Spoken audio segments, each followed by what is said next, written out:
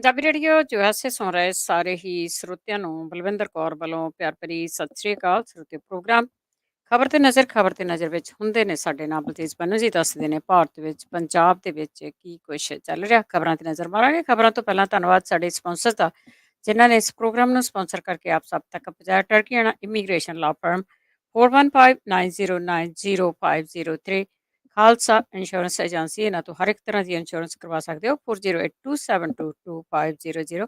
ਗੁਰਦੀਪ ਸਿੰਘ ਪਿਰਦੀ ਕਲੋਬਸ, ਸਤਨਾਮ ਸਿੰਘ ਸ਼ੇਰਗਿੱਲ ਸਲਮਾ, ਮਨਜੀਤ ਸਿੰਘ ਦੀਵਾਨਾ, ਬੂਟਾ Singh Ranipur ਫਰੈਜ਼ਨੋ, Ravinder Singh, Pritam Singh Gill, Gurmeet Singh, Surinder Kaur Thind, Raminder Singh Basra, ਕਰਮੇਲ Singh ਲਿੱਦੜ, Jaswant Singh Bakersfield, Mandeep Singh ਸਾਨੂੰ ਜੀ ਬਹੁਤ ਬਹੁਤ ਧੰਨਵਾਦ ਕਰਦੇ ਹਾਂ। ਪ੍ਰੋਗਰਾਮਾਂ ਨੂੰ ਸਪਾਂਸਰ ਕਰਦੇ ਹੋ, ਸਭ ਤੱਕ ਪਹੁੰਚਾਉਂਦੇ ਆਪ ਸਭ ਦਾ ਬਹੁਤ ਬਹੁਤ ਧੰਨਵਾਦ।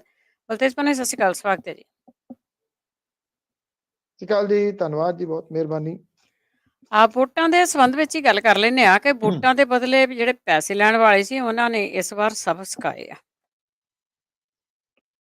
ਦੇਖੋ, ਜਿੰਨੀਆਂ ਕਿ ਖਬਰਾਂ ਇਸ ਵੇਲੇ ਆ ਰਹੀਆਂ ਨੇ ਵੀਡੀਓ ਦੇ ਰੂਪ ਦੇ ਵਿੱਚ ਆ ਰਹੀਆਂ ਨੇ, ਲੋਕ ਦੱਸ ਵੀ ਰਹੇ ਆ, ਈਵਨ ਪਿੰਡਾਂ ਦੇ ਨਾਂ ਲੋਕ ਦੱਸ ਰਹੇ ਆ ਵੀ ਕਿਸ ਕਿਸ ਜਗ੍ਹਾ ਦੇ ਉੱਤੇ ਕਿੰਨੇ ਕਿੰਨੇ ਦੀ ਵੋਟ ਵਿਕੀ।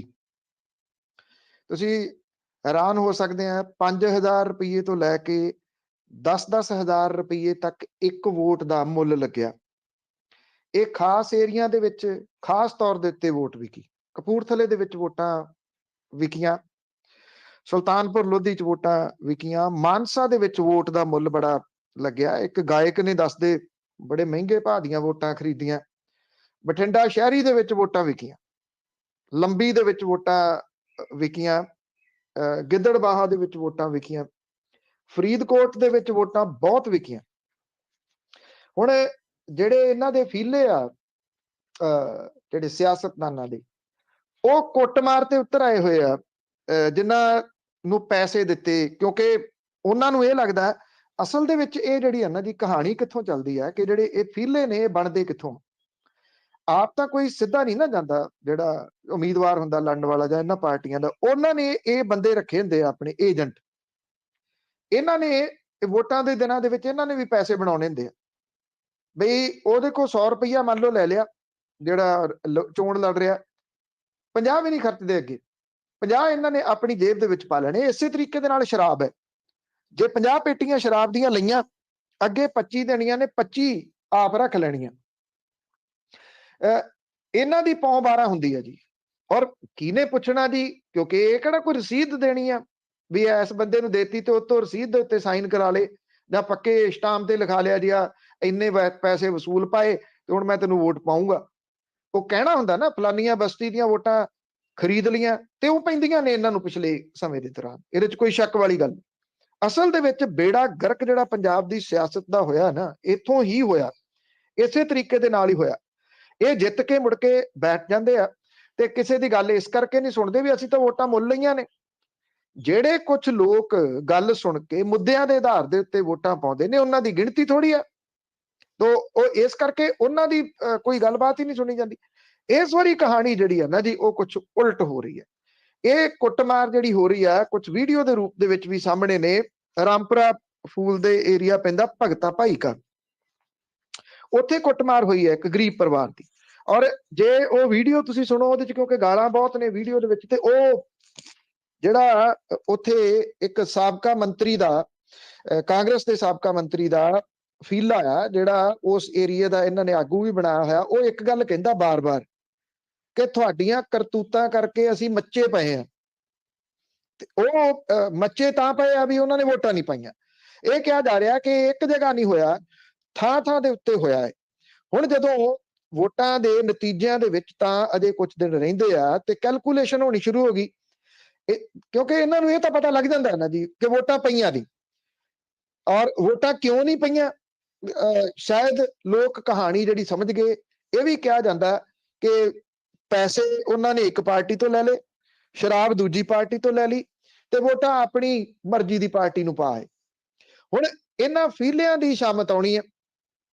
ਉਹਨਾਂ ਨੇ ਇਹ ਕਹਿਣਾ ਕਿ ਇੰਨਾ ਪੈਸਾ, ਇੰਨੀਆਂ ਵੋਟਾਂ ਖਰੀਦੀਆਂ ਸੀਗੀਆਂ, ਕੈਲਕੂਲੇਸ਼ਨ ਦੇ ਹਿਸਾਬ ਦੇ ਨਾਲ ਨਿਕਲੀਆਂ ਮਸ਼ੀਨ ਦੇ ਵਿੱਚੋਂ ਜਿਹੜੀ ਆ ਜੀ ਉਹ ਘੱਟ, ਉਹ ਕਿੱਥੇ ਗਈਆਂ, ਫਿਰ ਪੈਸੇ ਕਿੱਥੇ ਗਏ? ਇਹ ਕੁੱਟ ਕਟਾਪਾ ਇਸ ਕਰਕੇ ਕਰ ਰਹੇ ਆ। ਹੁਣ ਸਵਾਲ ਇਹ ਆ ਕਿ ਪੁਲਿਸ ਦੇ ਕੋਲੇ ਇਹਨਾਂ ਨੇ ਪਰਚੇ ਤਾਂ ਹੋਏ ਆ ਇਹਨਾਂ ਦੇ ਉੱਤੇ, ਪਰਚੇ ਜਿਹੜੇ ਹੋ ਰਹੇ ਆ ਉਹ ਇਸ ਕੁੱਟ ਕਟਾਪੇ ਦੇ ਨਹੀਂ ਹੋ ਰਹੇ, ਉਹ ਪਰਚੇ ਹੋਰ ਕੇਸਾਂ ਦੇ ਹੋ ਰਹੇ ਆ। ਇਹਨੇ ਫਲਾਣੇ ਨੇ ਕਬਜ਼ਾ ਕਰ ਲਿਆ, ਕਬਜ਼ਾ ਕਰਨ ਆਏ ਸੀ ਉਹਦੇ ਉੱਤੇ ਜਿਹੜਾ ਉਹ ਹਮਲਾ ਕਰਤਾ, ਇਸ ਕਿਸਮ ਦੇ ਪਰਚੇ ਦਰਜ ਹੋ ਰਹੇ ਆ। ਪਰਚਾ ਦਰਜ ਹੋ ਨਹੀਂ ਸਕਦਾ ਕਾਨੂੰਨ ਮੁਤਾਬਕ। ਤੁਸੀਂ ਕਿਸੇ ਬੰਦੇ ਦੇ ਉੱਤੇ ਕਾਰਵਾਈ ਕਿਵੇਂ ਕਰੋਗੇ ਕਿ ਫਲਾਣੇ ਬੰਦੇ ਨੂੰ ਮੈਂ ਵੋਟਾਂ ਖਰੀਦਣ ਦੇ ਪੈਸੇ ਦਿੱਤੇ ਸੀ ਤੇ ਉਹਨੇ ਵੋਟਾਂ ਨਹੀਂ ਪਾਈਆਂ? ਏਦਾਂ ਪਰਚਾ ਹੋ ਨਹੀਂ ਸਕਦਾ ਜੀ। ਇਸ ਕਰਕੇ ਬੜੀ ਅਜੀਬੋ ਗਰੀਬ ਜਿਹੜੀ ਆ ਉਹ ਹਾਲਤ ਇਹਨਾਂ ਦੀ ਬਣੀ ਹੋਈ ਆ। ਪਿੰਡਾਂ ਦੇ ਲੋਕ ਇਹ ਕਹਿਣ ਲੱਗ ਗਏ ਆ ਜੀ ਕਿ ਪੈਸੇ ਵੀ ਲਏ ਆ ਤੇ ਵੋਟਾਂ ਵੀ ਮਰਜ਼ੀ ਦੇ ਨਾਲ ਪਾਈਆਂ ਨੇ। ਇਹ ਜੁਰਤ ਲੋਕਾਂ ਦੇ ਵਿੱਚ ਆਈ ਆ। ਸ਼ਾਇਦ ਹੋ ਸਕਦਾ, ਸ਼ਾਇਦ ਕਿ ਆਉਂਦੇ ਸਮੇਂ ਦੇ ਦੌਰਾਨ, ਆਉਂਦੇ ਸਾਲਾਂ ਦੇ ਦੌਰਾਨ ਇਹ ਚੀਜ਼ ਕਿਤੇ ਨਾ ਕਿਤੇ ਕੁਛ ਨਵਾਂ ਸਿਰਜ ਸਕੇ ਪੰਜਾਬ ਦੇ ਵਿੱਚ। ਜਿਹੜਾ ਮੈਂ ਨਹੀਂ ਇਹ ਕਹਿੰਦਾ ਕਿ ਇਹ ਕੁਝ ਸਾਲਾਂ ਦੇ ਵਿੱਚ ਖਤਮ ਹੋ ਜਾਊਗੀ, ਪਰ ਅਗਲੀ ਵਾਰੀ ਜਦੋਂ ਇਹ ਵੋਟਾਂ ਲਈ ਪੈਸੇ ਦੇਣਗੇ ਇਹ ਲੋਕ, ਇਹ ਕਈ ਵਾਰੀ ਸੋਚਣਗੇ ਜੀ ਵੀ ਇਹ ਵੋਟ ਪਾਉਣਗੇ ਵੀ ਸਾਨੂੰ ਪੈਸੇ ਲੈ ਕੇ ਜਾਂ ਨਹੀਂ। ਜੇ ਪੈਸੇ ਦੇ ਨਾਲ ਖਰੀਦੀ ਜਾਂਦੀ ਵੋਟ ਵਾਲਾ ਧੰਦਾ ਕਿਤੇ ਬੰਦ ਹੋ ਜੇ ਤਾਂ ਇਹ ਇੱਕ ਸ਼ੁਭ ਸ਼ਗਨ ਹੋਊਗਾ ਜੀ ਲੋਕਤੰਤਰ ਦੇ ਵਿੱਚ। ਬਿਲਕੁਲ ਜੀ, ਬਿਲਕੁਲ। ਪਹਿਲਾਂ ਨਤੀਜੇ ਤਾਂ ਆ ਲੈਣ ਤੇ ਕੁੱਟਮਾਰ ਬਾਅਦ ਚ ਕਰ ਲਓ। ਪਤਾ ਨਹੀਂ ਉਹਨਾਂ ਨੇ ਕਿਹਨਾਂ ਨੂੰ ਪਾਈਆਂ। ਤੇ ਅੱਗੇ ਪਟਿਆਲਾ ਜੇਲ੍ਹ ਦੀ ਜੇ ਗੱਲ ਕਰੀਏ, ਰੌਣਕ ਲੱਗੀ ਹੋਈ ਆ। ਮਜੀਠੀਆ ਉੱਥੇ ਹੈ ਤੇ ਉਹਨਾਂ ਨੂੰ ਮਿਲਣ ਲਈ ਅਕਾਲੀ ਆਗੂ ਪਹੁੰਚੇ। ਮੋਹਾਲੀ ਦੀ ਅਦਾਲਤ ਨੇ ਰੈਗੂਲਰ ਜ਼ਮਾਨਤ ਜਿਹੜੀ ਉਹ ਨਹੀਂ ਕੀਤੀ। ਇਸ ਕਰਕੇ ਨਹੀਂ ਕੀਤੀ ਕਿ NDPS ਐਕਟ ਜਿਹੜਾ ਹੈ ਉਹ ਬੜਾ ਸਖਤ ਹੈ ਤੇ ਇਹਦੀ ਜ਼ਮਾਨਤ ਹੇਠਲੀ ਅਦਾਲਤ ਲੈ ਹੀ ਨਹੀਂ ਸਕਦੀ। ਲੰਬੀ ਬਹਿਸ ਹੋਈ ਪਰ ਜ਼ਮਾਨਤ ਨਹੀਂ ਦਿੱਤੀ ਗਈ। ਲੰਬਾ ਚੌੜਾ ਫੈਸਲਾ ਹੈ ਮੋਹਾਲੀ ਦੀ ਅਦਾਲਤ ਦਾ। ਹੁਣ ਇਹ ਰੁਕ ਕਰਨਗੇ ਹਾਈ ਕੋਰਟ ਦਾ। ਹਾਈ ਕੋਰਟ ਦੀ ਜੇ ਆਪਾਂ ਐਂਟੀਸਪੇਟਰੀ ਦੇ ਆਰਡਰ ਪੜ੍ਹੀਏ ਤੇ ਫੈਸਲਾ ਉਹ ਵੀ ਬੜਾ ਸਖਤ ਸੀਗਾ। ਉਹ ਮੁੱਢੋਂ ਸੁੱਢੋਂ ਰੱਦ ਕੀਤਾ ਗਿਆ ਸੀਗਾ। ਲੈਟਸ ਸੀ ਹਾਈ ਕੋਰਟ ਹੁਣ, ਕਿਉਂਕਿ ਉਹ ਉਦੋਂ ਐਂਟੀਸਪੇਟਰੀ ਸੀ, ਅਗਾਊਂ ਜ਼ਮਾਨਤ ਸੀ, ਇਹ ਰੈਗੂਲਰ ਜ਼ਮਾਨਤ ਹੈ। ਉਹਦੀ ਅਰੈਸਟ ਹੋ ਚੁੱਕੀ ਹੋਈ ਆ ਬਿਕਰਮ ਮਜੀਠੀਆ ਦੀ। ਜਿਹੜੀ ਪਲੀ ਲਈ ਗਈ ਨਾ, ਉਹ ਪਲੀ ਇਹਦੇ ਵਕੀਲਾਂ ਨੇ ਉਹੀ ਲਈ ਜਿਹੜੀ ਆਪਾਂ ਗੱਲ ਕਰਦੇ ਸੀ ਵੀ ਦੇਖੋ ਪੁਲਿਸ ਨੇ ਰਿਮਾਂਡ ਨਹੀਂ ਮੰਗਿਆ। ਜੇ ਪੁਲਿਸ ਨੂੰ ਜਿਹੜਾ ਪੁੱਛਗਿੱਛ ਦੇ ਵਾਸਤੇ ਨਹੀਂ ਚਾਹੀਦਾ ਤੇ ਹੁਣ ਉਹਨੂੰ ਜ਼ਮਾਨਤ ਮਿਲ ਜਾਣੀ ਚਾਹੀਦੀ ਹੈ। ਇਹ ਜਿਹੜਾ ਜੀ ਹੁਕਮ ਦੇ ਵਿੱਚ ਲਿਖਿਆ ਅਦਾਲਤ ਨੇ ਵੀ ਇਹ ਤਾਂ ਕੋਈ ਪਲੀ ਨਹੀਂ ਹੈਗੀ ਕਿ ਪੁਲਿਸ ਨੇ ਨਹੀਂ ਮੰਗਿਆ। ਆਫਟਰ ਆਲ ਉਹਦੇ ਉੱਤੇ ਜੇ ਪੁਲਿਸ ਨੇ ਪਰਚਾ ਦਿੱਤਾ ਤੇ ਉਹਦੀ ਕੋਈ ਇਨਵੈਸਟੀਗੇਸ਼ਨ ਕਰਕੇ ਦਿੱਤਾ ਨਾ। NDPS ਐਕਟ ਦੀਆਂ ਧਾਰਾਵਾਂ ਲਾਈਆਂ ਨੇ। ਇਸ ਵੇਲੇ ਇਹ ਗੱਲ ਠੀਕ ਹੈ, ਤੁਹਾਡੀ ਰੌਣਕ ਲੱਗੀ ਹੋਈ ਆ। ਇੱਥੇ ਪਟਿਆਲੇ ਦੀ ਅਦਾਲਤ ਦੇ ਵਿੱਚ MP ਹਾਤਾ ਹੈ ਅੰਦਰ, ਜਿੱਥੇ ਸੁਖਪਾਲ ਸਿੰਘ ਖਹਿਰਾ ਹੋਰੀ ਸਨ ਕੁਝ ਦਿਨ ਪਹਿਲਾਂ। ਉੱਥੇ ਉਸੇ ਹੀ ਜਗ੍ਹਾ ਦੇ ਉੱਤੇ ਰੱਖਿਆ ਹੋਇਆ ਬਿਕਰਮ ਮਜੀਠੀਆ ਨੂੰ।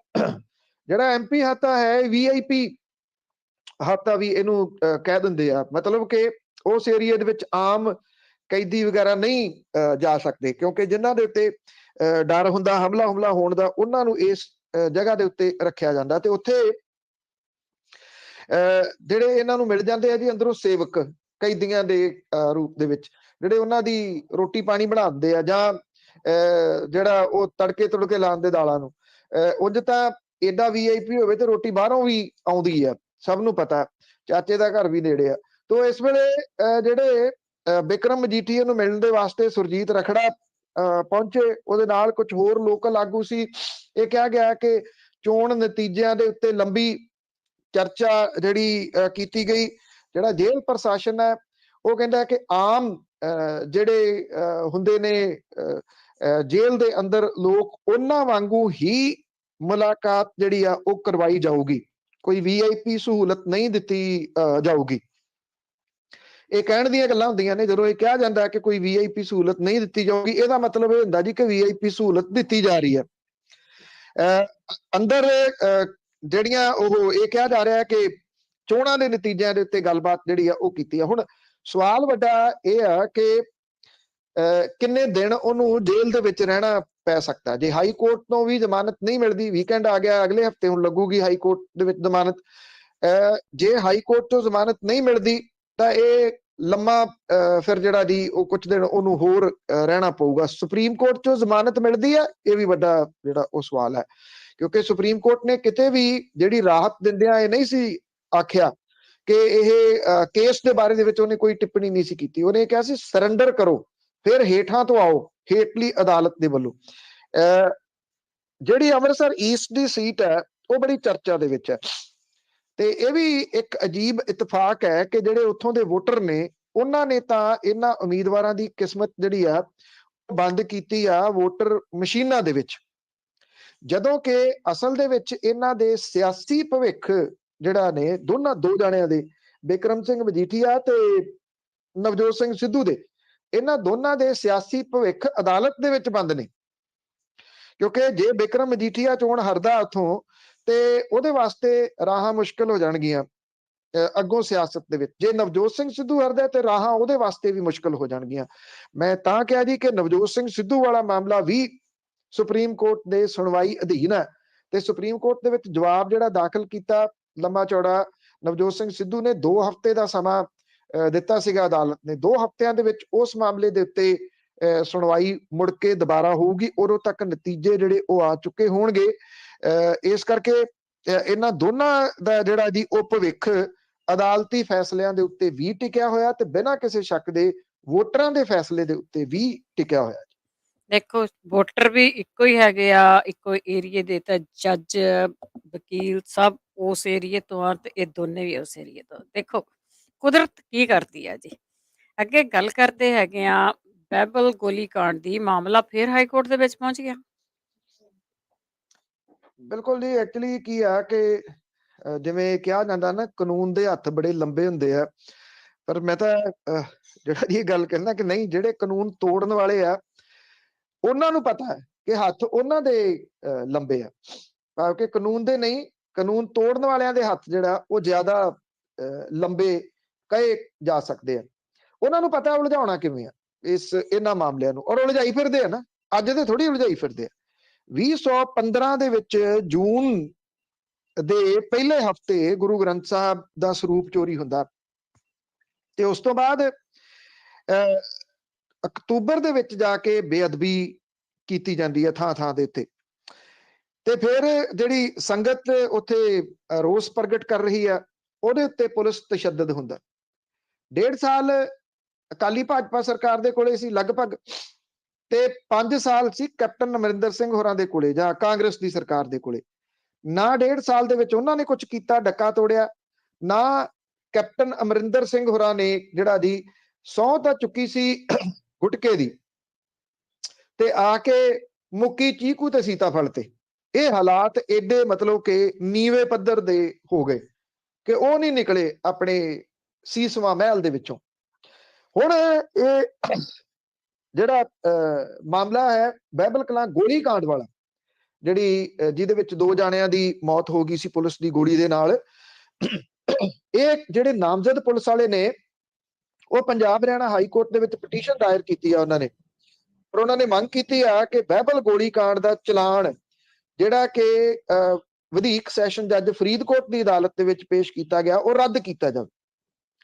ਪੰਜਾਬ ਹਰਿਆਣਾ ਹਾਈ ਕੋਰਟ ਨੇ ਇਸ ਪਟੀਸ਼ਨ ਦੇ ਉੱਤੇ ਪੰਜਾਬ ਸਰਕਾਰ ਨੂੰ ਨੋਟਿਸ ਜਾਰੀ ਕਰਕੇ 2 ਹਫ਼ਤਿਆਂ ਦੇ ਵਿੱਚ ਪਟੀਸ਼ਨ ਦਾ ਜਵਾਬ ਅਦਾਲਤ ਦੇ ਵਿੱਚ ਦਾਖਲ ਕਰਨ ਦੇ ਹੁਕਮ ਦਿੱਤੇ ਨੇ। ਮੁਲਜ਼ਮਾਂ ਨੇ ਹਾਈ ਕੋਰਟ ਤੋਂ ਮੰਗ ਕੀਤੀ ਹੈ ਕਿ ਜਦੋਂ ਤੱਕ ਪਟੀਸ਼ਨ ਤੇ ਸੁਣਵਾਈ ਚੱਲਦੀ ਹੈ ਉਨੀ ਦੇਰ ਫਰੀਦਕੋਟ ਅਦਾਲਤ ਦੇ ਵਿੱਚ ਚੱਲਦਾ ਜਿਹੜਾ ਮੁਕੱਦਮਾ ਹੈ ਉਹਦੀ ਸੁਣਵਾਈ ਦੇ ਉੱਤੇ ਰੋਕ ਲਾ ਦਿੱਤੀ ਜਾਵੇ। ਪਰ ਹਾਲ ਦੀ ਘੜੀ ਹਾਈ ਕੋਰਟ ਨੇ ਰੋਕ ਲਾਉਣ ਤੋਂ ਨਾ ਕੀਤੀ ਆ। ਜਿਹੜੇ ਮੇਨ ਇਹਦੇ ਵਿੱਚ ਨਾਮਜ਼ਦ ਕੀਤੇ ਗਏ ਆ ਗੋਲੀ ਵਾਲੇ ਮਾਮਲੇ 'ਚ, ਉਹਦੇ 'ਚ ਪੰਜਾਬ ਪੁਲਿਸ ਦਾ ਸਾਬਕਾ ਮੁਖੀ ਤੇ ਇੱਕ ਸਿਆਸੀ ਪਰਿਵਾਰ ਦਾ ਚਹੇਤਾ ਸੁਮੇਧ ਸੈਣੀ, ਆਈਜੀ ਪਰਮਰਾਜ ਉਮਰਾਨੰਗਲ, ਸਾਬਕਾ ਐਸਐਸਪੀ ਚਰਨਜੀਤ ਸ਼ਰਮਾ, ਐਸਪੀ ਬਿਕਰਮ ਸਿੰਘ, ਥਾਣਾ ਬਾਜਾਖਾਨਾ ਦਾ ਐਸਐਚਓ ਅਮਰਜੀਤ ਸਿੰਘ ਕੁਲਾਰ ਮੁੱਖ ਮੁਲਜ਼ਮ ਦੇ ਵਜੋਂ ਇਹਦੇ ਵਿੱਚ ਨਾਮਜ਼ਦ ਨੇ। ਇਹਨਾਂ ਨੇ ਆਪਣੀ ਪਟੀਸ਼ਨ ਦੇ ਵਿੱਚ ਇਹ ਗੱਲ ਕਹੀ ਆ ਕਿ ਜਾਂਚ ਟੀਮ ਨੇ ਹਮਲਾਵਰਾਂ ਦੇ ਉੱਪਰ ਕਾਰਵਾਈ ਕਰਨ ਦੀ ਥਾਂ ਪੁਲਿਸ ਅਧਿਕਾਰੀਆਂ ਨੂੰ ਦੋਸ਼ੀ ਦੇ ਵਜੋਂ ਨਾਮਜ਼ਦ ਕਰ ਲਿਆ। ਇਸ ਕਰਕੇ ਇਹਨਾਂ ਨੇ ਕੁਐਸ਼ਿੰਗ ਪਾਈ ਹੈ ਜੀ ਵੀ ਇਹ ਮੁੱਢੋਂ ਸੁੱਢੋਂ ਰੱਦ ਕੀਤਾ ਜਾਣਾ ਚਾਹੀਦਾ। ਅਗਲੀ ਜਿਹੜੀ ਸੁਣਵਾਈ ਆ ਉਹ 11 ਮਾਰਚ ਕਰਨ ਦੇ ਆਦੇਸ਼ ਦਿੱਤੇ ਗਏ ਆ। ਇਹ ਬੜਾ ਅਹਿਮ ਪੱਖ ਹੈ ਜੀ ਇਹਦੇ ਵਿੱਚ। ਹੁਣ ਇਹ ਇਸ ਕਰਕੇ ਅਹਿਮ ਹੈ ਕਿ 10 ਤਰੀਕ ਨੂੰ ਆਉਣੇ ਨੇ ਨਤੀਜੇ ਤੇ 11 ਨੂੰ ਸੁਣਵਾਈ ਆ। ਉਦੋਂ ਪਹਿਲਾਂ ਜਿਹੜਾ ਇਹ ਆਖਿਆ ਗਿਆ ਕਿ ਪੰਜਾਬ ਸਰਕਾਰ ਆਪਣਾ ਪੱਖ ਦਾਖਲ ਕਰੇ। ਆਈ ਥਿੰਕ ਕਿਤੇ ਨਾ ਕਿਤੇ ਇਸ ਮਾਮਲੇ ਦੇ ਉੱਤੇ ਕੁਝ ਸਮਾਂ ਹੋਰ ਲੈਣਾ ਚਾਹੀਦਾ। ਜੇ ਸੁਹਿਰਦ ਨੇ, ਸੁਹਿਰਦ ਤਾਂ ਹੈ ਨਹੀਂ ਜਿਹੜੀਆਂ ਸਿਆਸੀ ਧਿਰਾਂ ਨੇ, ਉਹ ਇਸ ਕਰਕੇ ਲੈਣਾ ਚਾਹੀਦਾ ਕਿ ਜੇ ਮੌਜੂਦਾ ਸਰਕਾਰ ਇਸ ਮਾਮਲੇ ਦੇ ਉੱਤੇ ਆਪਣਾ ਜਵਾਬ ਦਾਇਰ ਕਰਦੀ ਹੈ, ਉਹ ਜਮਾ ਘਟਾਓ ਇਹ ਕਰੂਗੀ ਵੀ ਸਰਕਾਰ ਉਹਦੀ ਆ ਰਹੀ ਹੈ ਜਾਂ ਕਿਸੇ ਹੋਰ ਦੀ ਆ ਰਹੀ ਹੈ। ਜੇ ਕਿਸੇ ਹੋਰ ਦੀ ਆ ਰਹੀ ਹੈ ਤੇ ਉਹ ਉਹਦੇ ਵਾਸਤੇ ਮੁਸੀਬਤਾਂ ਖੜੀਆਂ ਕਰਨ ਲਈ ਇਸ ਮਾਮਲੇ ਦੇ ਉੱਤੇ ਜਵਾਬ ਉਹਦਾ ਫਲੈਕਸੀਬਲ ਹੋ ਸਕਦਾ ਕਿ ਇਦਾਂ ਦਾ ਜਵਾਬ ਦੇ ਦਿਓ ਤੇ ਅਦਾਲਤ ਜਿਹੜੀ ਆ ਉਹ ਸਟੇ ਲਾ ਦੇ ਇਹਦੇ ਉੱਤੇ, ਤੇ ਵਕਤ ਜਿਹੜਾ ਉਹ ਨਵੀਂ ਬਣਨ ਵਾਲੀ ਸਰਕਾਰ ਨੂੰ ਪਿਆ ਰਹੇ। ਇਸ ਮਸਲੇ ਦੇ ਉੱਤੇ ਜਵਾਬ ਜਿਹੜਾ ਦਾਵਾ ਹੈ, ਜਿਹੜਾ ਜਵਾਬ ਦੇਣਾ ਹੈ, ਉਹ ਨਵੀਂ ਸਰਕਾਰ ਨੂੰ ਦੇਣਾ ਚਾਹੀਦਾ। ਅਦਾਲਤ ਨੂੰ ਇੰਨਾ ਜਿਹੜਾ ਉਹ ਕਰਨਾ ਚਾਹੀਦਾ ਕਿ ਨਵੀਂ ਸਰਕਾਰ ਆ ਕੇ ਜਵਾਬ ਦੇਵੇ, ਕਿਉਂਕਿ ਮੌਜੂਦਾ ਸਰਕਾਰ ਨੇ ਕੁਝ ਕਰਨਾ ਕਤਰਨਾ ਹੁੰਦਾ ਤੇ ਪਹਿਲਾਂ ਕਰਨ ਦੇ 5 ਸਾਲ ਇਹਨਾਂ ਨੇ ਕੱਖ ਨਹੀਂ ਕੀਤਾ। ਹੁਣ ਲਾਸਟ ਦੇ ਵਿੱਚ ਜੇ ਕਿਤੇ ਇਹਨਾਂ ਨੇ ਇਦਾਂ ਦਾ ਜਵਾਬ ਬਣਾ ਕੇ ਕੋਈ ਦੇ ਦਿੱਤਾ ਕਿ ਸਾਡੀ ਤਾਂ ਸਰਕਾਰ ਆਉਣੀ ਨਹੀਂ, ਜਿਹੜੀ ਨਵੀਂ ਆਊਗੀ ਉਹ ਆਪੇ ਵੇਖਦੀ ਫਿਰੂਗੀ, ਤੇ ਫਿਰ ਇਹ ਮੁਸ਼ਕਲ ਜਿਹੜੀ ਆ ਉਹ ਕੁਝ ਹੋ ਸਕਦੀ ਹੈ ਇਸ ਕੇਸ ਦੇ ਵਿੱਚ, ਕਿਉਂਕਿ ਪਹਿਲਾਂ ਹੀ ਇਹਨਾਂ ਨੇ ਉਲਝਾ ਕੇ ਰੱਖਿਆ ਹੋਇਆ। ਤੇ ਚਹੇਤੇ ਜਿਹੜੇ ਪੁਲਿਸ ਅਫਸਰ ਹੁੰਦੇ ਆ, ਉਹ ਇੱਕ ਸਿਆਸੀ ਧਿਰ ਦੇ ਨਹੀਂ ਹੁੰਦੇ, ਬਹੁਤ ਸਾਰੀਆਂ ਸਿਆਸੀ ਧਿਰਾਂ ਦੇ ਚਹੇਤੇ ਹੁੰਦੇ ਆ। ਜੀ ਬਿਲਕੁਲ, ਚਹੇਤੇ ਤਾਂ ਹੁੰਦੇ ਹੀ ਆ ਇਹ। ਅੱਗੇ ਸੁਨੀਲ ਜਾਖੜ ਦੀ ਜੇ ਗੱਲ ਕਰੀਏ, ਪਤਾ ਨਹੀਂ ਸ਼ਾਇਦ ਤਾਂ ਇਹਨਾਂ ਨੂੰ ਕੋਈ ਅਹੁਦਾ ਮਿਲਣੇ ਵਾਲਾ ਹੈ ਦੁਬਾਰਾ ਉਹਨਾਂ ਦਾ। ਕਦੀ ਰੁੱਸ ਗਿਆ, ਕਦੀ ਮੰਨ ਗਿਆ, ਹੁਣ ਪੰਜਾਬ ਦੇ ਲਈ ਇਕਜੁੱਟ ਹੋਣ ਦੇ ਲਈ ਦਿਖਾਈ ਦੇ ਰਿਹਾ ਹੈ। ਦੇਖੋ, ਜਿਹੜਾ ਆਪਾਂ ਮਾਮਲਾ ਸਾਂਝਾ ਕੀਤਾ ਸੀਗਾ ਭਾਖੜਾ ਬਿਆਸ ਮੈਨੇਜਮੈਂਟ ਬੋਰਡ ਵਾਲਾ, ਉਹ ਬੜਾ ਅਹਿਮ ਆ। ਔਰ ਹੈਰਾਨਗੀ ਵਾਲੀ ਗੱਲ ਇਹ ਆ ਕਿ ਮੁੱਖ ਮੰਤਰੀ ਦਾ ਇਹਦੇ ਉੱਤੇ ਕੋਈ ਰਿਐਕਸ਼ਨ ਨਹੀਂ ਆਇਆ ਅਜੇ ਤੱਕ। ਮੁੱਖ ਮੰਤਰੀ ਦਾ ਰਿਐਕਸ਼ਨ ਤਾਂ ਚੰਡੀਗੜ੍ਹ ਦੇ ਵਿੱਚ ਜਿਹੜਾ ਬਿਜਲੀ ਮਹਿਕਮਾ ਪ੍ਰਾਈਵੇਟਾਈਜ਼ ਕਰਨ ਦੀ ਗੱਲ ਆਈ ਸੀ, ਉਹਦੇ ਉੱਤੇ ਕੋਈ ਵੀ ਨਹੀਂ ਸੀ ਆਇਆ, ਕਿਉਂਕਿ 60% 60-40 ਦੀ ਰੇਸ਼ੋ ਆ। ਇਹ ਤਾਂ ਆਉਣਾ ਚਾਹੀਦਾ ਸੀ, ਨਹੀਂ ਕੋਈ ਵੀ ਦਿੱਤਾ। ਹੁਣ ਜਿਹੜਾ ਇੰਜੀਨੀਅਰ ਜਿਹੜੀ ਐਸੋਸੀਏਸ਼ਨ ਦੇ ਪ੍ਰਧਾਨ ਹੈ, ਉਹਨੇ ਇਸ ਮਾਮਲੇ ਦੇ ਉੱਤੇ ਪੰਜਾਬ ਦੇ ਚੀਫ ਸੈਕਟਰੀ ਨੂੰ ਚਿੱਠੀ ਲਿਖ ਕੇ ਐਮਰਜੈਂਸੀ ਮੀਟਿੰਗ ਦੀ ਮੰਗ ਕੀਤੀ ਹੈ। ਉਹਨੇ ਕਿਹਾ ਕਿ ਐਸੋਸੀਏਸ਼ਨ ਮੁੱਖ ਸਕੱਤਰ ਦੇ ਨਾਲ ਫੌਰੀ ਮੀਟਿੰਗ ਕਰਕੇ ਭਾਖੜਾ ਬਿਆਸ ਮੈਨੇਜਮੈਂਟ ਦੇ ਵਿੱਚ ਪੰਜਾਬ ਤੇ ਹਰਿਆਣੇ ਦੀ ਪੱਕੀ ਪ੍ਰਤੀਨਿਧਤਾ ਨੂੰ ਖਤਮ ਕੀਤੇ ਜਾਣ ਦੇ ਮਾਮਲੇ ਨੂੰ ਉਠਾਉਣਾ ਚਾਹੀਦਾ। ਇੰਜੀਨੀਅਰ ਤਾਂ ਉਠਾ ਰਹੇ ਆ, ਸਰਕਾਰ ਦੇ ਚਿੱਤ ਕਿਤੇ ਨਹੀਂ ਹੈਗਾ ਜੀ। ਇਹ ਕਿੰਨੇ ਕੁ ਲੋਕ ਸੁਹਿਰਦ ਨੇ ਪੰਜਾਬ ਦੇ ਵਾਸਤੇ, ਇਹਦਾ ਅੰਦਾਜ਼ਾ ਤੁਸੀਂ ਇੱਥੋਂ ਲਾ ਸਕਦੇ ਹੋ। ਇਹਦੇ ਉੱਤੇ ਭਗਵੰਤ ਮਾਨ ਹੋਰਾਂ ਦਾ ਬਿਆਨ ਆਇਆ। ਉਹਨਾਂ ਨੇ ਇਹ ਗੱਲ ਕਹੀ ਆ ਕਿ ਜਿਹੜੀ ਇਹ ਨੁਮਾਇੰਦਗੀ ਖਤਮ ਕੀਤੀ ਗਈ ਹੈ, ਇਹਦਾ ਉਹ ਸਖਤ ਵਿਰੋਧ ਕਰਦੇ ਆ। ਔਰ ਉਹਨਾਂ ਨੇ ਇਹ ਕਿਹਾ ਕਿ ਜਿਹੜੀ ਭਾਜਪਾ ਸਰਕਾਰ ਹੈ, ਸੂਬਿਆਂ ਦੇ ਅਧਿਕਾਰਾਂ ਤੇ ਡਾਕਾ ਮਾਰ ਰਹੀ ਹੈ। ਉਹਨਾਂ ਨੇ ਇਹ ਗੱਲ ਕਹੀ ਆ ਕਿ ਇਹਦੇ ਸੰਬੰਧੀ ਪੰਜਾਬ ਦੇ ਹਿੱਤਾਂ ਦੇ ਨਾਲ ਜੁੜਿਆ ਇਹ ਮਾਮਲਾ, ਇਹਨੂੰ ਪ੍ਰਧਾਨ ਮੰਤਰੀ ਹੋਰਾਂ ਦੇ ਕੋਲੇ ਲਿਜਾਇਆ ਜਾਊਗਾ ਤੇ ਪੰਜਾਬ ਦੀ ਨੁਮਾਇੰਦਗੀ ਜਿਹੜੀ ਆ ਉਹ ਪੱਕੀ ਰੱਖਣ ਦਾ ਮੁੱਦਾ ਉਠਾਉਣਗੇ। ਉਧਰ ਦੂਜੇ ਪਾਸੇ ਕਾਂਗਰਸ ਦੇ ਸਾਬਕਾ ਪ੍ਰਧਾਨ ਸੁਨੀਲ ਜਾਖੜ ਨੇ ਸੂਬੇ ਦੀਆਂ ਸਾਰੀਆਂ ਰਾਜਸੀ ਧਿਰਾਂ ਦੇ ਸੀਨੀਅਰ ਆਗੂਆਂ ਨੂੰ ਅਪੀਲ ਕੀਤੀ ਹੈ ਕਿ ਉਹ ਸਿਆਸੀ ਮਤਭੇਦਾਂ ਤੋਂ ਉੱਤੇ ਉੱਠ ਕੇ ਕੇਂਦਰ ਸਰਕਾਰ ਦੇ ਖਿਲਾਫ ਹੱਥ ਮਿਲਾਉਣ ਤਾਂ ਜੋ ਪੰਜਾਬ ਦੇ ਹੱਕਾਂ ਨੂੰ ਬਚਾਇਆ ਜਾ ਸਕੇ। ਭਾਖੜਾ ਬਿਆਸ ਮੈਨੇਜਮੈਂਟ ਬੋਰਡ ਦੇ ਵਿੱਚ ਪੰਜਾਬ ਦੀ ਪੱਕੀ ਪ੍ਰਤੀਨਿਧਤਾ ਨੂੰ ਖਤਮ ਕੀਤੇ ਜਾਣ ਤੇ ਚੰਡੀਗੜ੍ਹ ਪ੍ਰਸ਼ਾਸਨ ਦੇ ਵਿੱਚ ਪੰਜਾਬ ਦੀ ਥਾਂ ਬਾਹਰਲੇ ਕਾਡਰ ਦੇ 3 ਅਧਿਕਾਰੀ ਤਾਇਨਾਤ ਕੀਤੇ ਜਾਣ ਨੂੰ ਉਹਨਾਂ ਨੇ ਇਹ ਆਖਿਆ ਕਿ ਗਲਤ ਹੈ ਤੇ ਇਹਦਾ ਵਿਰੋਧ ਹੋਣਾ ਚਾਹੀਦਾ। ਚੰਡੀਗੜ੍ਹ ਪ੍ਰਸ਼ਾਸਨ ਦੇ ਵਿੱਚ 3 ਅਧਿਕਾਰੀ ਇਸੇ ਮਹੀਨੇ ਬਾਹਰੋਂ ਲਿਆ ਕੇ ਤਾਇਨਾਤ ਕੀਤੇ ਗਏ ਆ। ਜਦੋਂ ਪਹਿਲਾਂ 60-40 ਰੇਸ਼ੋ ਦੀ ਮੈਂ ਗੱਲ ਕਰਦਾ, ਉਹਦੇ ਹਿਸਾਬ ਦੇ ਨਾਲ ਪੰਜਾਬ ਤੇ ਹਰਿਆਣਾ ਚੋਂ ਅਧਿਕਾਰੀ ਲਏ ਜਾਂਦੇ ਸੀਗੇ। 23 ਫਰਵਰੀ ਨੂੰ ਕੇਂਦਰੀ ਬਿਜਲੀ ਮੰਤਰਾਲੇ ਨੇ ਭਾਖੜਾ ਬਿਆਸ ਮੈਨੇਜਮੈਂਟ ਬੋਰਡ ਚੋਂ ਪੰਜਾਬ ਦੀ ਪੱਕੀ ਮੈਂਬਰੀ ਨੂੰ ਖਤਮ ਕਰਤਾ। ਪੰਜਾਬੀ ਜਿਹੜਾ ਔਰ ਸੁਨੀਲ ਜਾਖੜ ਹੋਰਾਂ ਨੇ ਟਵੀਟ ਕਰਕੇ ਸਿਆਸੀ ਧਿਰਾਂ ਨੂੰ ਖਬਰਦਾਰ ਕੀਤਾ ਕਿ ਉਹ ਪੰਜਾਬ ਨੂੰ ਕੇਂਦਰੀ ਹੱਲੇ ਤੋਂ ਬਚਾਉਣ ਦੇ ਵਾਸਤੇ ਇਕਜੁੱਟ ਹੋ ਕੇ ਨਿਤਰਨ। ਇਹ ਅਪੀਲ ਉਹਨਾਂ ਨੇ ਕੈਪਟਨ ਅਮਰਿੰਦਰ ਸਿੰਘ, ਸੁਖਦੇਵ ਸਿੰਘ ਢੀਂਡਸਾ, ਭਗਵੰਤ ਮਾਨ, ਸੁਖਬੀਰ ਸਿੰਘ ਬਾਦਲ, ਨਵਜੋਤ ਸਿੰਘ ਸਿੱਧੂ ਤੇ ਚਰਨਜੀਤ ਸਿੰਘ ਚੰਨੀ ਨੂੰ ਕੀਤੀ ਹੈ। ਹੁਣ ਇਹਦੇ ਵਿੱਚੋਂ 1-2 ਨਾਂ ਛੱਡ ਕੇ ਬਾਕੀ ਜਿਹੜੇ ਨੇ ਉਹ ਇੰਨੇ ਸਾਲਾਂ ਤੋਂ ਕਾਬਜ ਨੇ।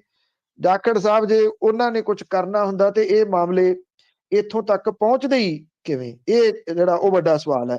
ਜਾਖੜ ਸਾਹਿਬ ਨੇ ਇਹ ਵੀ ਕਿਹਾ ਕਿ ਸਹਿਕਾਰੀ ਸੰਘਵਾਦ ਦੀ ਗੱਲ ਕਰਨ ਵਾਲੀ ਕੇਂਦਰ ਸਰਕਾਰ ਪੂਰੀ ਤਰ੍ਹਾਂ ਸੰਘੀ ਢਾਂਚੇ ਦੀਆਂ ਜੜ੍ਹਾਂ ਦੇ ਵਿੱਚ ਤੇਲ ਦੇ ਰਹੀ ਹੈ ਔਰ ਕੇਂਦਰ ਸਰਕਾਰ ਨੇ ਕਦੇ ਪੰਜਾਬ ਦੀ GST ਰੋਕ ਕੇ ਢਾਹ ਲਾਉਣ ਤੇ ਕਦੇ ਟ੍ਰੇਨਾਂ ਰੋਕ ਕੇ ਸੂਬੇ ਦੀ ਆਰਥਿਕ ਤਾਲਾਬੰਦੀ ਕਰਨ ਦੀਆਂ ਕੋਸ਼ਿਸ਼ਾਂ ਜਿਹੜੀਆਂ ਉਹ ਕੀਤੀਆਂ ਨੇ। ਇਹ ਵੀ ਕਿਹਾ ਕਿ ਕੇਂਦਰ ਨੇ ਸੂਬਿਆਂ ਨੂੰ ਮਿਊਨਿਸਪੈਲਿਟੀਆਂ ਬਣਾਤਾ ਤੇ ਉਹਨਾਂ ਨੇ ਇਹ ਵੀ ਕਿਹਾ ਕਿ ਕੱਟਣ ਤੇ ਢੀਂਡਸੇ ਦੀ ਸਾਂਝ ਹੈ ਭਾਜਪਾ ਦੇ ਨਾਲ, ਤੇ ਉਹ ਕੇਂਦਰ ਸਰਕਾਰ ਦੇ ਕੋਲੇ ਇਹ ਮੁੱਦੇ ਚੁੱਕਣ। ਹੁਣ ਸਵਾਲ ਇਹ ਆ, ਜਾਂ ਜਾਖੜ ਸਾਹਿਬ ਪਤਾ ਨਹੀਂ ਕਿਹੜੀ ਦੁਨੀਆ 'ਚ ਰਹਿੰਦੇ ਨੇ, ਜਿਵੇਂ ਤੁਸੀਂ ਵੀ ਜਿਹੜਾ ਜੀ ਉਹ ਕਿਹਾ ਕਿ ਲਾਈਨਾਂ ਲੱਗੀਆਂ ਹੋਈਆਂ ਨੇ ਭਾਰਤੀ ਜਨਤਾ ਪਾਰਟੀ ਦੇ ਵਿੱਚ ਜਾਣ ਵਾਲਿਆਂ ਦੀਆਂ। ਹੁਣ ਤੁਹਾਨੂੰ ਕੀ ਲੱਗਦਾ ਹੈ ਕਿ ਇਹ ਲੋਕ ਪੰਜਾਬ ਦੇ ਮੁੱਦਿਆਂ ਦੇ ਉੱਤੇ ਕਦੇ ਸੁਹਿਰਦ ਨੇ ਜਾਂ ਸੁਹਿਰਦ ਹੋ ਕੇ ਭਾਜਪਾ ਦੇ ਵਿੱਚ ਜਾ ਰਹੇ ਨੇ? ਇਹਨਾਂ ਦੀ ਕੀ ਹਿੰਮਤ ਹੈ ਕਿ ਇਹ ਪੰਜਾਬ ਦੇ ਮਾਮਲਿਆਂ ਨੂੰ ਉੱਥੇ ਉਠਾ ਸਕਣ? ਕਦੇ ਵੀ ਜਿਹੜਾ ਜੀ ਇਹਨਾਂ ਲੋਕਾਂ ਤੋਂ ਕੋਈ ਆਸ ਨਹੀਂ ਕੀਤੀ ਜਾ ਸਕਦੀ। ਜਦੋਂ ਟੱਪ ਲੱਗੇ ਆ, ਜਿਨ੍ਹਾਂ ਦੀ ਗੱਲ ਤੁਸੀਂ ਕਰਦੇ ਹੋ, ਜਿਨ੍ਹਾਂ ਦੇ ਨਾਮ ਤੁਸੀਂ ਕੈਪਟਨ ਅਮਰਿੰਦਰ ਸਿੰਘ ਜਾਂ ਢੀਂਡਸਾ ਸਾਹਿਬ ਦੀ ਗੱਲ ਕੀਤੀ ਆ, ਬਾਦਲ ਪਰਿਵਾਰ ਦੀ ਗੱਲ ਕੀਤੀ ਆ, ਜਦੋਂ SYL ਪੁੱਟਣੀ ਸ਼ੁਰੂ ਕੀਤੀ, ਉਹ ਪਟਵਾਈ ਕਿਹਨੇ ਸੀ ਤੇ ਟੱਪ ਕਿਹਨੇ ਲਵਾਏ ਸੀਗੇ?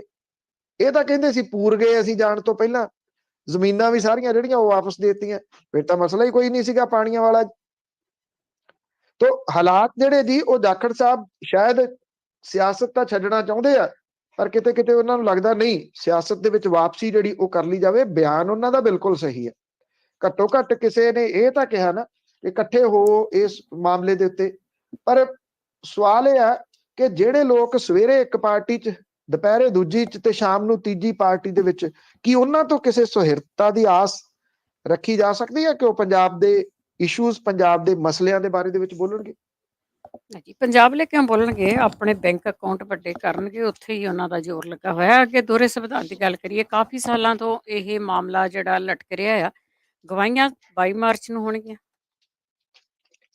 ਦੇਖੋ ਇਸ ਮਾਮਲੇ ਦੇ ਉੱਤੇ ਪਿਛਲੇ ਦਿਨੀ ਪ੍ਰਕਾਸ਼ ਸਿੰਘ ਬਾਦਲ ਹੋਰੀ ਅਦਾਲਤ ਦੇ ਵਿੱਚ ਗਏ, ਉਹਨਾਂ ਨੂੰ ਜ਼ਮਾਨਤ ਉਹਨਾਂ ਨੇ ਲਈ, ਜ਼ਮਾਨਤ ਲੈਣੀ ਪੈਣੀ ਸੀ। ਇਹ ਤੋਂ ਪਹਿਲਾਂ ਸੁਖਬੀਰ ਸਿੰਘ ਬਾਦਲ ਹੋਰਾਂ ਨੇ ਜ਼ਮਾਨਤ ਲਈ। ਹੁਣ ਦਲਜੀਤ ਸਿੰਘ ਚੀਮਾ ਹੋਰੀ ਵੀ ਅਦਾਲਤ ਦੇ ਵਿੱਚ ਪੇਸ਼ ਹੋਏ ਔਰ ਇਸ ਮਸਲੇ ਦੇ ਉੱਤੇ ਉਹਨਾਂ ਦੀ ਵੀ ਜਿਹੜੀ ਉਹ ਜ਼ਮਾਨਤ ਹੋਈ ਹੈ।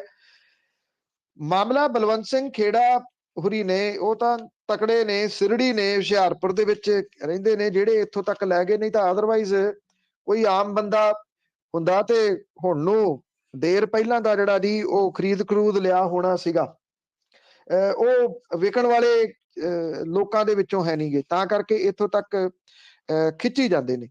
ਅਦਾਲਤ ਨੇ ਹੁਣ ਇਸ ਮਾਮਲੇ ਦੇ ਉੱਤੇ, ਕਿਉਂਕਿ ਜਿੰਨੀ ਦੇਰ ਤੱਕ ਜ਼ਮਾਨਤ ਨਹੀਂ ਹੁੰਦੀ ਸੀਗੀ ਉਨੀ ਦੇਰ ਤੱਕ ਇਹ ਮਾਮਲਾ ਅੱਗੇ ਤੁਰਨਾ ਨਹੀਂ ਸੀਗਾ। ਹੁਣ ਜ਼ਮਾਨਤ ਤਾਂ ਜਿਹੜੀ ਆ ਉਹ ਹੋ ਗਈ ਆ।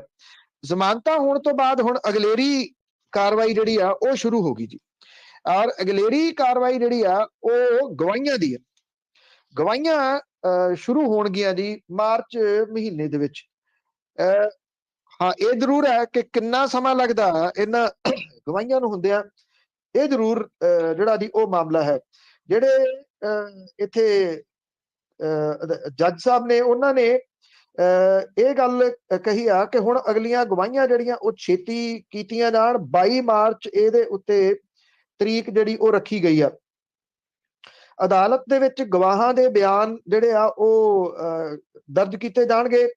ਬਲਵੰਤ ਸਿੰਘ ਖੇੜਾ ਨੇ 2009 ਦੇ ਵਿੱਚ ਪ੍ਰਕਾਸ਼ ਸਿੰਘ ਬਾਦਲ ਤੇ ਬਾਕੀਆਂ ਦੇ ਖਿਲਾਫ ਇੱਕ ਸ਼ਿਕਾਇਤ ਦਰਜ ਕਰਾਈ ਸੀ, ਜਿਹਦੇ ਵਿੱਚ ਉਹਨਾਂ ਨੇ ਕਿਹਾ ਸੀਗਾ ਕਿ ਅਕਾਲੀ ਦਲ ਬਾਦਲ ਦੇ 2 ਸੰਵਿਧਾਨ ਨੇ। ਇਹਦੇ ਵਿੱਚ ਇੱਕ ਸੰਵਿਧਾਨ ਨੂੰ ਉਹ ਚੋਣ ਕਮਿਸ਼ਨ ਦੇ ਮੂਹਰੇ ਪੇਸ਼ ਕਰਦੀ ਹੈ, ਦੂਜੇ ਸੰਵਿਧਾਨ ਨੂੰ ਉਹ ਰਾਜਨੀਤਿਕ ਦਲ ਦੇ ਤੌਰ ਦੇ ਉੱਤੇ ਮਾਨਤਾ ਪ੍ਰਾਪਤ ਕਰਨ ਦੇ ਵਾਸਤੇ ਚੋਣ ਕਮਿਸ਼ਨ ਦੇ ਸਾਹਮਣੇ ਪੇਸ਼ ਕਰਦੀ ਹੈ। ਉਹਨਾਂ ਨੇ ਇਹ ਕਿਹਾ ਸੀਗਾ ਕਿ STPC ਦੀ ਚੋਣ ਲੜਨ ਦੇ ਵਾਸਤੇ ਉਹ ਕਹਿੰਦੇ ਨੇ ਅਸੀਂ ਧਾਰਮਿਕ ਪਾਰਟੀ ਹਾਂ, ਵਿਧਾਨ ਸਭਾ ਤੇ ਲੋਕ ਸਭਾ ਦੀ ਚੋਣ ਲੜਨ ਦੇ ਵਾਸਤੇ ਉਹ ਕਹਿੰਦੇ ਅਸੀਂ ਧਰਮ ਨਿਰਪੱਖ ਪਾਰਟੀ ਹਾਂ। ਹੁਣ ਇਹਦੇ ਵਿੱਚ ਜਿਹੜਾ ਨਾ ਜੀ ਵੱਡਾ ਸਵਾਲ ਇਹ ਆ ਕਿ ਜੇ ਅਕਾਲੀ ਦਲ ਬਾਦਲ ਇਸ ਮਾਮਲੇ ਦੇ ਵਿੱਚ ਸੱਚਾ ਹੈ, ਉਹਦੇ ਕੋਲੇ 2 ਸੰਵਿਧਾਨ ਨਹੀਂ। ਦੇਖੋ ਜਿੰਨੀ ਦੇਰ ਤੱਕ ਅਦਾਲਤ ਨਹੀਂ ਕੋਈ ਫੈਸਲਾ ਦੇਣ ਦੀ ਕਹਿ ਨਹੀਂ ਸਕਦੇ ਕੁਝ, ਪਰ ਉਹ ਇਹ ਟ੍ਰਾਇਲ ਫੇਸ ਕਰਕੇ ਇਹਦਾ ਨਿਬੇੜਾ ਕਿਉਂ ਨਹੀਂ ਕਰ ਦਿੰਦੇ? 2009 ਤੋਂ ਇਹ ਮਾਮਲਾ ਜਿਹੜਾ ਉਹ ਚੱਲ ਰਿਹਾ, ਆਪਾਂ 2022 ਦੇ ਵਿੱਚ ਗੱਲ ਕਰ ਰਹੇ ਹਾਂ। ਲਗਭਗ 13 ਸਾਲ ਹੋ ਗਏ। ਸੋ 13 ਸਾਲਾਂ ਦੇ ਵਿੱਚ ਇਹ ਅਜੇ ਤੱਕ ਮਾਮਲਾ ਨਿਬੇੜਿਆ ਕਿਉਂ ਨਹੀਂ ਗਿਆ? ਕਿਉਂਕਿ ਉਹ ਸਿੱਧ ਕਰ ਦੇਣ ਕਿ ਸਾਡੇ ਕੋਲੇ ਦੋ ਸੰਵਿਧਾਨ ਨਹੀਂ।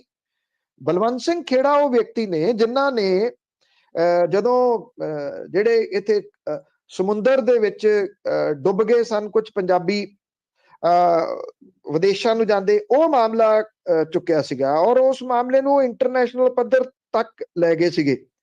ਭਾਵ ਕਿ ਉਹ ਬਹੁਤ ਹਾਈਲੀ ਤੁਸੀਂ ਕਹ ਲਓ ਕਿ ਇਸ ਮਾਮਲੇ ਦੇ ਉੱਤੇ ਇੱਕ ਤਾਂ ਸਿਰੜੀ, ਦੂਸਰਾ ਸਬੂਤਾਂ ਦੇ ਨਾਲ ਗੱਲ ਕਰਨ ਵਾਲੇ ਵਿਅਕਤੀ ਨੇ। ਉਹਨਾਂ ਨੇ ਸਬੂਤ ਐਸੇ ਲਾਏ ਹੋਏ ਆ ਕਿ ਜਕੜਬੰਦ ਲੱਗਣਾ ਲਗਭਗ ਤੈਅ ਆ।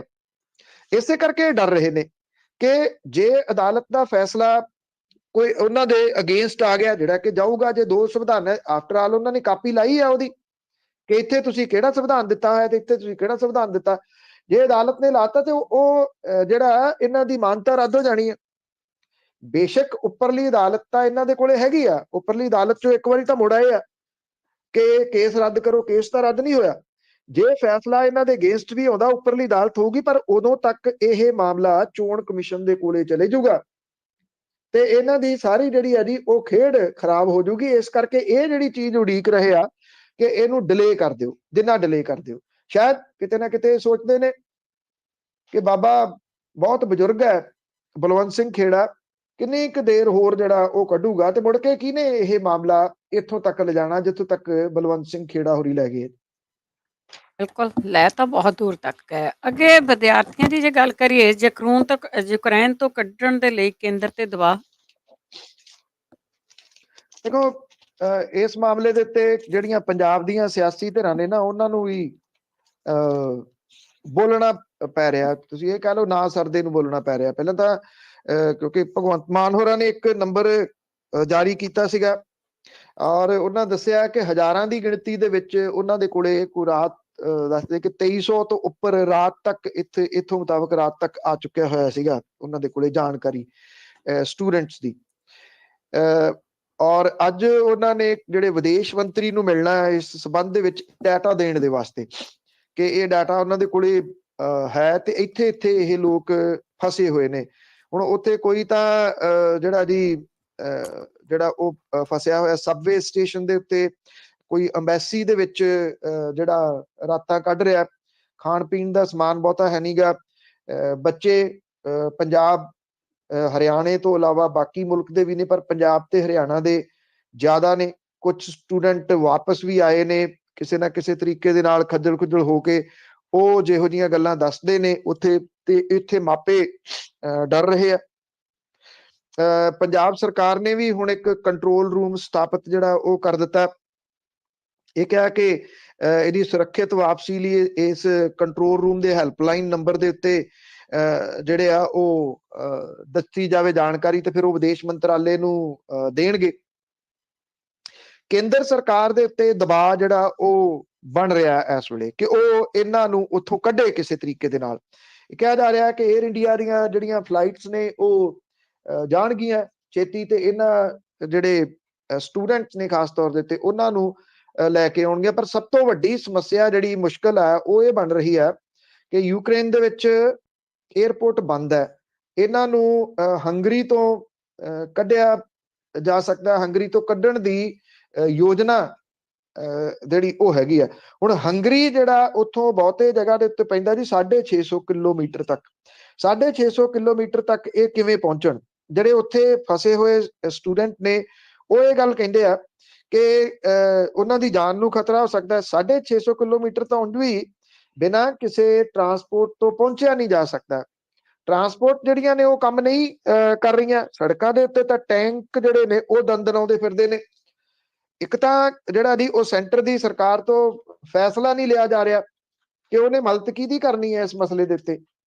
ਇਹ ਹੋ ਸਕਦਾ ਸੀਗਾ ਕਿ ਰਸ਼ੀਆ ਜਿਹੜਾ ਕਿ ਉਹਦਾ ਪੁਰਾਣਾ ਮਿੱਤਰ ਵੀ ਆ, ਉਹਦੇ ਨਾਲ ਗੱਲ ਕਰਕੇ ਇਹਨਾਂ ਸਟੂਡੈਂਟਸ ਨੂੰ ਉੱਥੋਂ ਕੱਢਿਆ ਜਾਂਦਾ ਕਿ ਵਹੀਕਲ ਜਿਹੜੇ ਉਹ ਪ੍ਰੋਵਾਈਡ ਕੀਤੇ ਜਾਣ ਤੇ ਸਟੂਡੈਂਟਸ ਨੂੰ ਹੰਗਰੀ ਲਿਆਂਦਾ ਜਾਵੇ, ਉੱਥੋਂ ਫਲਾਈਟ ਦੇ ਰਾਹੀਂ ਲਿਆਂਦਾ ਜਾਵੇ। ਪਰ ਜਿਹੜੀ ਫੋਰਨ ਪਾਲਿਸੀ ਹੈ ਨਾ ਉਹ ਹੈ ਹੀ ਨਹੀਂ। ਕੱਲ ਇੱਕ ਤਕਰੀਰ ਵਾਇਰਲ ਹੋਈ ਸੀਗੀ, ਫਿਲਮ ਅਦਾਕਾਰ ਹੈ ਤੇ ਲੋਕ ਸਭਾ ਦੀ ਮੈਂਬਰ ਹੈ ਭਾਰਤੀ ਜਨਤਾ ਪਾਰਟੀ ਦੇ ਵੱਲੋਂ।